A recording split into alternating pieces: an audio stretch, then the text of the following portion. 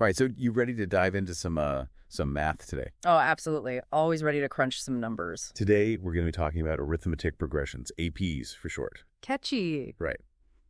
You brought this topic to us, so we're going deep into excerpts from this 5. Arithmeticprogressions.pdf. Sounds like a page turner. Well, math can be pretty exciting. But seriously, whether you need a refresher or you just stumbled upon this and got curious, we're going to break it down. Yeah, these patterns, you'd be surprised, they pop up everywhere, like in everyday life. We're talking salaries, bank accounts, even the way things are arranged in nature. It's kind of wild. Right. And speaking of, there's this example from the text about this woman, Rena, who's starting a new job, right? Her starting salary is $8,000. Not bad. Not bad. Exactly. But here's the kicker. She gets a raise of €500 every single year. Oh, nice. Yeah, so it goes from 8,000 to 8,500 to 9,000 and so on. I see where you're going with this. Yeah, so every year her salary goes up by the same amount. That right there, that's our arithmetic progression. So we're basically looking at a list of numbers where the difference between each one, each number and the one right after it, is always the same.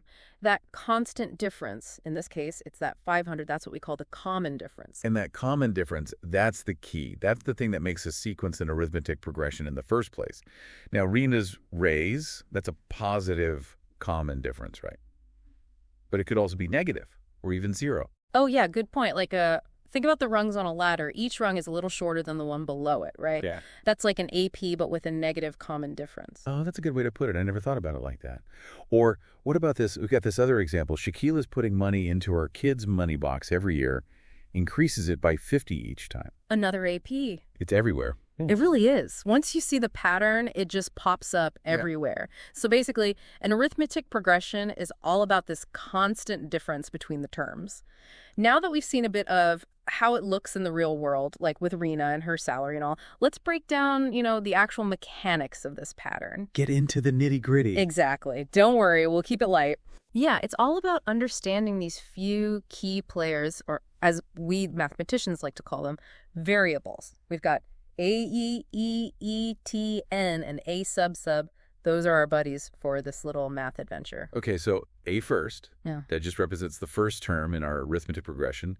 In Rena's case, it was that €8,000 starting salary. Right. And then we have Lee, which is our common difference. This basically tells us how much each term increases or decreases, depending on the pattern. And then there's Ani. This one's like our position marker, tells us if we're looking at, say, the first term, the 10th, 100th.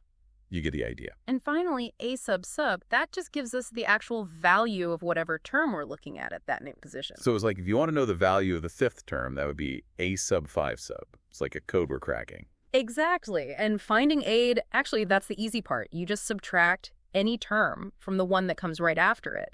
And the best part is, once you have A and T, you've basically got the whole AP figured out. It's like having a superpower. It's true. With A and T, we've got the keys to the whole sequence. It's like, the blueprint for the whole thing. We've cracked the code. So what's next on our AP adventure? Well, since we're talking about unlocking things, let's talk about formulas. Ooh, formulas. Sounds exciting. I know. Maybe not the most thrilling word, but they're super useful, shortcuts, to help us navigate this whole AP world. Okay, I'm intrigued. What kind of shortcuts? Give me an example. Okay, so say you want to find a specific term, right? But it's way down the line, like the 100th term. You don't want to sit there and calculate every single term, right? Yeah, that sounds tedious, even for a math enthusiast like me. That's where the formula comes in. It's a lifesaver. It's all about working smarter, not harder. Am I right? I'm all about that. Exactly. So the formula for finding any term, and I mean any term in an AP, is a sub equals A plus. Yeah. N1D. I see it. Our little buddies are back. A, D, and N. Always there to lend a helping hand. So how does this actually work in practice? Right, let's break it down. Let's say we need to find the 10th term of an AP, okay? And we know it starts with 2, and the common difference is 5. Okay, so A is 2, our common difference D is 5, and we want the 10th term, so N would be 10. Got it. Perfect. You're a natural. Now we just plug those values into our handy-dandy formula. Let me try. So it would be a sub 10 sub equals 2 plus, 10 minus 1 times 5. Nailed it. And when you calculate it all out, you get a sub 10 sub equals 47. we found the 10th term without having to go through the whole sequence. That's so much faster. I love a good shortcut. Yeah. What else can our trusty formula do? Well, we can also use it to figure out which term in the sequence matches a specific value, kind of like working backwards. Oh, interesting, like a reverse lookup. I like it. All right. The text gives this example. We have this AP, it's 21, 18, 15, and so on. And the question is, which term is 81? Wait, -81. But the numbers are going down. How do we get that low? Ah, that's where our negative common difference comes in, remember? Right. Our D is -3 in this case, and our first term A is 21.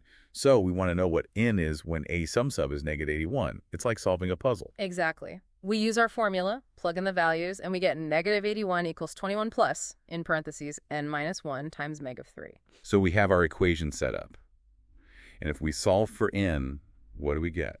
After a bit of math magic, we find that n equals 35. So the 35th term in that AP, that's our -81. Pretty cool, huh? It really is. Our formula is like a time traveler for APs. Yeah. This is way more fun than I thought it would be.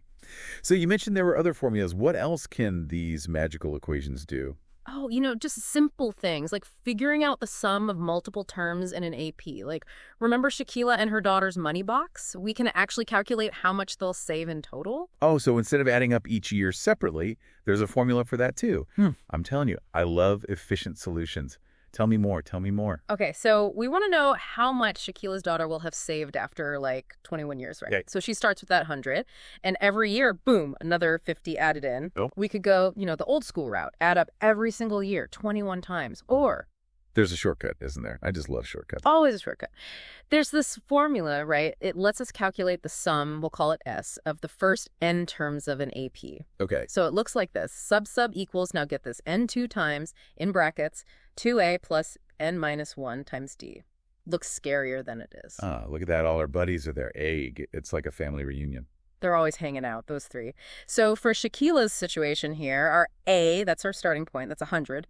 D, the common difference, that's 50, because she's adding $50 each year. And well, we're looking at 21 years, so n is 21. So if we plug all that into our super formula, let's see, that's sub 21 sub equals, 212 times 2 times 100 plus 21 minus 1 times 50. You got it. What does that work out to? You do all that math, and it comes out to a nice, satisfying 12,600. That's what she'll have saved by the time she's 21, just from that money box. Not bad. Not bad at all. It's pretty amazing, actually, how those small, consistent additions, they really build up over time. That they do. And you know what? Speaking of impressive sums, you ever hear about that kid, Gauss? Oh, yeah, the math whiz, right? The one who could add numbers faster than you could blink. That's the one.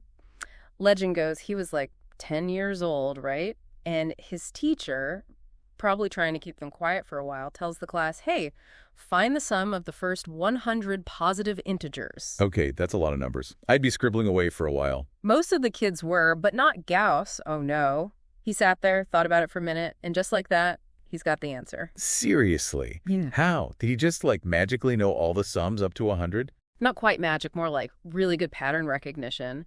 He realized instead of just adding straight through, he could write the sum from 1 to 100, then write it again, but backwards from 100 to 1. Okay, I'm not sure I see where you're going with this yet, but go on. And then he adds the pairs vertically. So 1 plus 100, that's 101. 2 plus 99, that's under 1. 3 plus 98, 101 again. You see, every single pair, they all add up to the same number. Wow.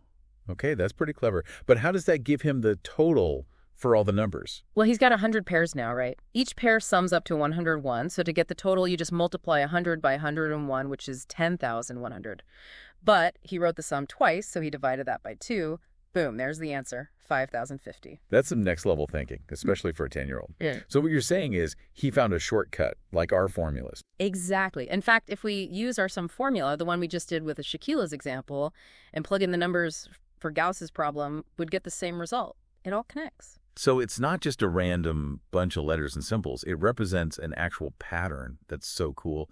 We've gone from understanding what an arithmetic progression even is to using formulas to find specific terms, even adding up the whole sequence. We've covered a lot of ground today. We really have. And the coolest part, to me, is seeing how these patterns, these APs, they're everywhere.